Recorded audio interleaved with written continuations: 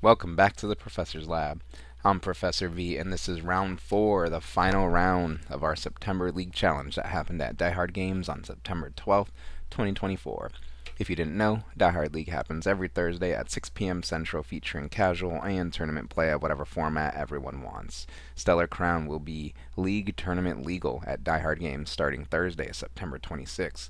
Go see more info in this video's description and check out Pokemon's event locator for premiere and other events at the shop, such as League Challenges, League Cups, pre-releases, and more. Please hit that like button right quick, subscribe to this channel, ring the bell for notifications, say what you need to say in the comments, and all that other good free stuff. But anyways, let's research this game. On the left, Lugia. On the right, Lost Giratina. It looks like our Lugia player is going first. They must have won the flip, as Lugia loves to go first. Double turbo energy attached to the active Lugia V. Ultra Ball being played now. Hopefully there's some Archeops in that hand. No. Discarding potentially a Jacques and a Lumineon V in order to search the deck for a basic Pokemon. Or, excuse me, a Pokemon basic or evolution that Ultra Ball does. That's a way to get the Archeops into the hand, but now we need a way to get them into the discard pile, at least 2, so they could be resurrected with Lugia V-Star's V-Star power ability. Summoning Star, that's what it's called. So step 1, we got the Archeops in hand. Now we need to get it in the discard pile. Lugia V in the active spot, Lugia V in play, so that's good, as things are passed over to our Lost Giratina player, who starts things off with the flower selecting with that Comfey in the active spot, using its ability to look at the top 2 cards of the deck, put one of them into the Lost Zone and the other into the hand. Nest Ball added to the Lost Zone. Trekking Shoes is played next. That item card lets you draw a card, and then you can keep it or discard it and draw one more card. Grass Energy discarded there. One more card drawn off of that Trekking Shoes. Let's see if they come in pairs. This time they don't, but a Giratina V is put onto the bench here. Followed by a second Comfey. Energy attached to the active Pokemon so it could retreat. Second flower selecting here, looking at the top 2 cards. Sending a Psychic Energy to the Lost Zone. And a Nest Ball is played now. That allows the player to search their deck for a basic Pokemon to add to the bench. Another Comfey is going to be found here, so we must have a switch card or way to get that into the active spot, or just thinning it out of the deck and being prepped for next turn in case the active Comfey goes down. Usually the Lost Zone decks like to have at least 2 Comfey in play at all times. Switch card, there we go, into that third Comfey. Third flower selecting happening here as our Lost Zone player tries to perfectly sculpt their hand to better execute their game plan. 2 cards in the Lost Zone currently, 3 now with that Giratina V hitting it. Not too bad of a turn 1 for our Lost Zone player as they pass things over to Lugia. Let's see if they could find a way to get 2 Archeops in the discard pile this turn and a Lugia V-Star. Iron Hands EX gets benched. Gift Energy gets manually attached to that Iron Hands, followed by a Lumineon V. Lumineon V has Luminous Sign ability that activates when you put it onto the bench, and then you can search your deck for a supporter card to add to your hand. Looks like we're going for that Professor's Research here and just trying to draw into what we need. Professor's Research is a supporter card that has you discard your hand and then draw 7 fresh new cards, so we can at least see 1 Archeops hit the discard pile here. Professor's Research discards Boss's Orders and Archeops. Draw 7 fresh new cards, and we're looking for Archeops, way to get it into the discard pile, and Lugia V-Star.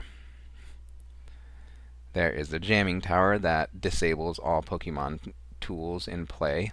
Capturing Aroma flips a coin, and if heads, search your deck for an evolution Pokemon. So that's a way to find an Archeops or a Lugia V-Star. based off of what's in hand. I can't really see what's there, so I wonder if we're going to go single Archeops this game or just play it safe and slow.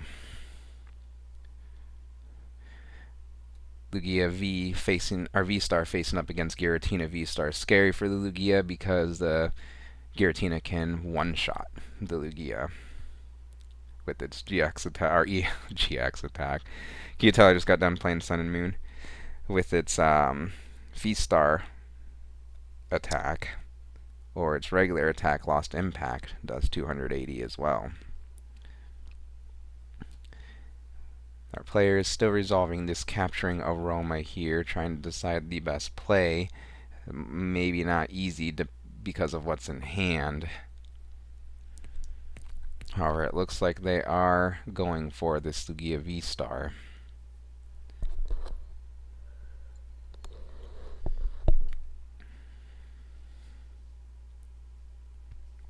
Yep, Lugia V-Star will be the final answer for our Lugia player here. As they take a look through their hand, consulting it one more time, benching the Lugia V. So maybe we're just going for a slow route here with Read the Wind. Lugia attacks with Read the Wind. That says discard a card and then draw 3 cards. Now we've got the 2 Archeops in the discard pile. As play resumes over on the Lost Zone side, they start off with flower selecting, sending a Cramorant to the Lost Zone. Switch cart, second flower selecting happening here. Look at the top 2, keep one, send the other to the Lost Zone. Looks like this one's a tougher choice, as the second Cramorant is sent to the Lost Zone there. Lost Zone count at 4 or 5 now. Beach Court, that stadium gives the Pokemon in the active free, or 1 less retreat cost, so Comfey can retreat for free basically there into the third Comfey, third flower selecting happening. Sending a Psychic Energy to the Lost Zone. Trekking Shoes now discards a Grass Energy to draw 1 more card. Psychic Energy gets attached to the bench Giratina V. With the 2 Cramorant gone, I don't think we're going to see an attack here, unless we can get in there with that Giratina V-Star that was just evolved on the bench. The way to accelerate energy is not online yet, so we're going to play a Nest Ball to search the deck for a basic Pokemon. Maybe a backup Giratina V. I'm sure Cramorant would love to be found here. I'm not sure how many this list is playing at the moment, but 2 is high for the standard Lost Zone list. So it looks like it's just going to be a fail on that Nest Ball. Yeah, like I said, another Giratina V could have been established. Maybe a Sableye could have been found. But maybe they're hiding in the prize cards, or it's just not part of this player's strategy. I didn't get a count of the Lost Zone there, but our players got our back, putting that die on there, marking 6 in the Lost Zone. It looks like it's just a potential pass here. Yeah, looks like the action has resumed over on Lugia's side. Now the floodgates can open for our Lugia player, and they can get in with that Iron Hands here. We'll see what route they decide to take, however. We've got the double turbo energy on the active, so it can retreat into the Iron Hands. I believe the Lugia V-Star is in hand. There's 2 Archeops in the discard pile, so Lugia evolves into Lugia V-Star. It uses its V-Star power ability, Summoning Star, to put up to 2 colorless Pokemon from the discard pile onto the bench. Double Archeops hit the bench. Archeops has that powerful ability that we'll talk about soon. As a Jet Energy is attached to that Iron Hands EX on the bench, bringing it into the active spot. Now we're activating Archeops' Primal Turbo ability. You could search your deck for up to 2 special energy cards and attach them to one of your Pokemon. So the Legacy Energy and the V-Guard Energy will be accelerated onto the active Iron Hands EX. Before we talk about the Legacy Energy, let's accelerate a Miss Energy and a Gift Energy onto the bench Lugia. Now on the active Iron Hands, the Ace Spec Legacy Energy is attached. That card acts like a rainbow energy, energy of any kind, and it also makes the Pokemon it's attached to give up one less prize card when it's KO'd. So, one prize Iron Hands EX, disgusting. But I love it here as this Iron Hands EX is staring down this Comfey and then uses its Amp You Very Much attack, 120 damage, and if the Pokemon's knocked out by that attack, take another prize card. That 2 prize Comfey has to discard. Comfey replaces it in the active spot. Play resumes over on their side with the flower selecting, sending a trekking shoes to the Lost Zone. Beach Court's in play, so we could see more flower selectings, as that's what we're seeing. Free retreat thanks to Beach Court into a second flower selecting, sending Pokegear 3.0 to the Lost Zone. Next course experiment is played. Finally, that card has you look at the top 5 cards of your deck. You send 2 of them to the Lost Zone and keep the other 3. That's another way the Lost Zone gets populated here in these Lost Zone decks. 10 cards in the Lost Zone here. That's the threshold that's needed. Now things can start happening for our Lost Zone player. For example, the powerful item Mirage Gate can be played if there are 7 or more cards in the Lost Zone to accelerate a couple energy from the deck. Giratina V-Star's attack also can be used based off of how many cards are in the Lost Zone. But we're going to see that Mirage Gate here to accelerate 2 different types of basic energy from the deck to your Pokemon in any way you like. I imagine we'll see both of these energy go on to the Giratina, fully powering it up. Switch Cart now moves that Giratina into the active spot. And let's see which attack our player decides to use. Lost Impact or Star Requiem. Psychic Energy manually attached to the bench Comfey so it can pivot next turn if this Giratina V-Star is KO'd. We're debating on this. Oh no, we did attach the energy and we're doing Lost Impact. 280 damage only if you send 2 energy cards, or 2 energy from your side of the field into the Lost Zone. That's why we saw that energy be Lost Zone there. 280 damage, of course, is more than enough to KO the 230 HP Iron Hands EX. Lugia V-Star flies into the active spot and play resumes over on its side, with a Minccino getting put onto the bench now. Gift Energy gets attached to it. Did that Iron Hands have a Gift Energy on it? Let's go back in time. Yeah, it did, but maybe our Lugia player had more than 7 cards in hand. Gift Energy says if the Pokemon it's attached to is KO'd by attack damage, then you can draw up to 7 cards in hand before you promote your new active Pokemon. That looks like a pretty fat stack of cards in that hand there, so it's probably 7 or more cards. I don't think our players missed it or anything.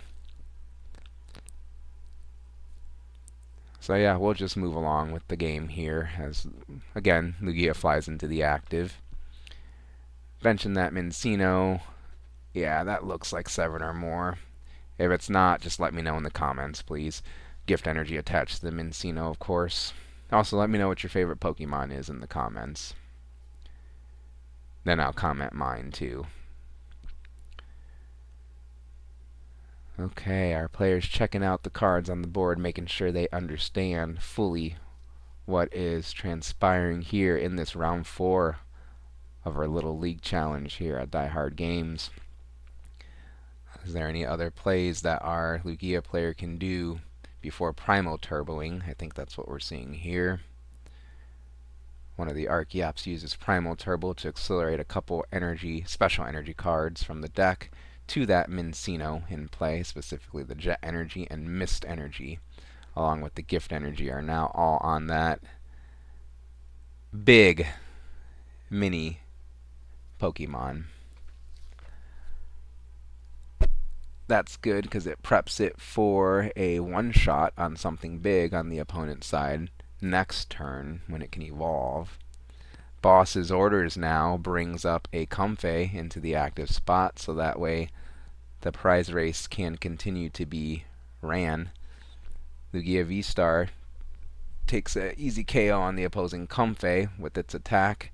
Now the Beach Court can be discarded as an effect of the attack, and I think you want to do that. So maybe just an oversight on our Lugia player's side here. Either way, play will resume over on the Lost Zone side. I think they started off with the flower selecting here. Keep a card, send the other to the Lost Zone from the top 2 of the deck.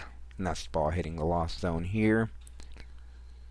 As the Sableye comes down and the Course Experiment is played again. The Lost Zone decks kind of need to play this card every turn to keep up, as our players deciding which 2 cards to Lost Zone. Pokegear 3.0 and something else, and the other 3 cards are kept.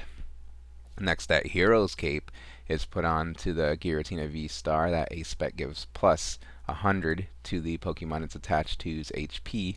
Mirage Gate is fired off next. That item, remember, lets you accelerate 2 different basic energy to your Pokemon in any way you like, so long as there are 7 or more cards in the Lost Zone. But a miss off of this Mirage Gate here. Maybe no more energy to be pulled out of the deck. I think you would at least accelerate 1 to the Sableye if there's no switch card in hand. If not, it goes to the Comfey so it can retreat. But we had the Psychic Energy in hand for the Sableye, so that gets attached. And are we using Giratina or Sableye this turn? Switch says Sableye as it floats into the active spot, or switches into the active spot thanks to that basic switch item card. Been with us in Space Set, I think. And we really fear that Mincino, so Sableye uses its Lost Mine attack. If there are 10 or more cards in the Lost Zone, you can use Lost Mine to put 12 damage counters on your opponent's Pokemon in any way you like. So 6 of them go on the Mincino to take the KO on it, and let's see how the rest of the 6 get distributed. The rest on the Lumineon, because we can clean that up later with another Lost Mine as our Lugia player starts their turn. 3 prize cards left for our Lugia player, 4 for our Giratina, who will take things in the end.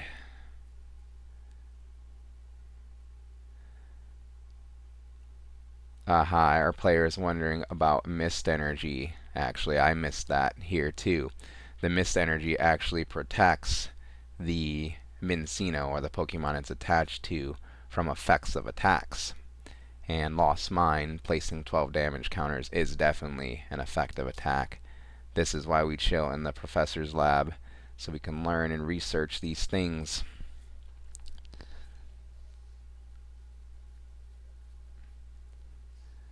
Alright, so let's see how the players resolve things here. So, thinking back on it, or looking at things now, it looks like the Lost Mine can still be used, but the damage counters just have to be placed in a different place if that's what our players agree on. Maybe in the grand scheme of things, the damage counters are attempted to be put onto the Mincino, but they don't actually happen, so I think that's what was done there. Any judges watching and listening here, let me know what the ruling would have been, how you would have resolved it, tips and tricks and everything for a lifelong learner here.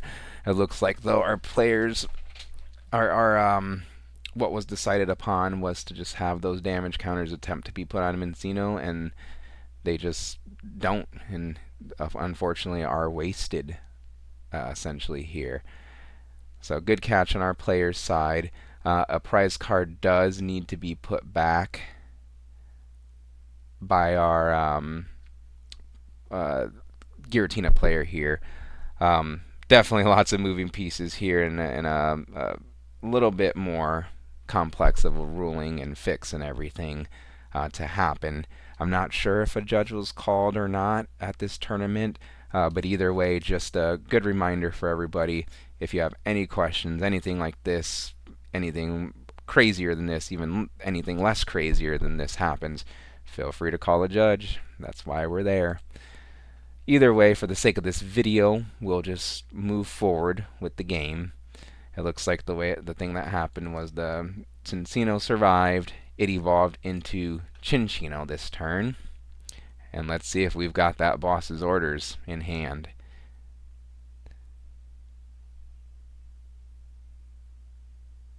Very cool interactions we have in our current standard format. Prime example being that Mist Energy protecting that Cinccino. As a Mist Energy is put onto that Lumineon V protecting it now, as we see what our Lost Zone player's strategy was, and it's simply a Lugia attack into that Sableye for the knockout. They might be overseeing that they could discard the Beach Court here as well with Lugia's Tempest Dive attack. Either way, they got the knockout, 2 prize cards remaining. Just got to knock out that Giratina for game. As a flower selecting is used by our Lost Zone player. Sending Course Experiment to the Lost Zone, keeping that other card. Beach Court allows free retreat into that Giratina V-Star. Giratina V-Star with the Hero's Cape can take the KO on this Lugia V-Star with its V-Star power attack. Let's see if there's anything else our Giratina player wants to do before that.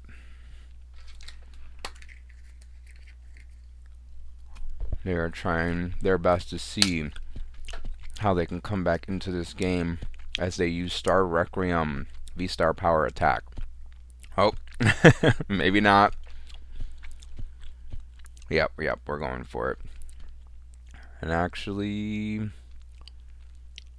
why is the energy getting discarded here?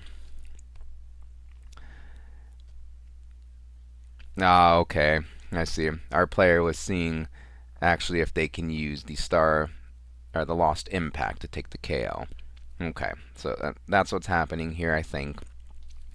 Instead of just using the Star Requiem, they wanted to save it and attach an energy from hand to fully power up Giratina's Lost Impact attack to use that. Lost Impact does for 3 energy, 280 damage, and you have to Lost Zone 2 energy in play.